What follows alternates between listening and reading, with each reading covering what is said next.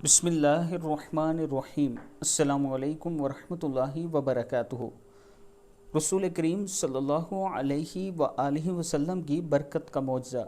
हज़रत समरा बिन जंदब रज़ी अल्लाह तआला अन्हु बयान करते हैं, हम रसूलुल्लाह सल्लल्लाहु अलैहि व आलिहि वसल्लम के साथ एक बड़े बर्तन में सुबह से शाम तक खाते रहे। 10 आदमी खा के उठते तो 10 और आके बैठ जाते। हमने पूछा तो इस प्याले नुमा बड़े बर्तन में मज़ीद नहीं डाला जाता था। इन्होंने कहा, तुम्हें हैरानगी किस बात की है? अपने हाथ से आसमान की जानिब इशारा करके बताया, वहाँ से बरकत नाजिल होती थी। तिरमिज़ी की हदीस है। यानी रसूलुल्लाह सल्लल्लाहु अलैहि व आलिहि वसल्लम ने फरमाया कि आसमान से इस प्याले में बरकत नाजिल होती है जो इतने आदमी खाना खाते जा रहे हैं।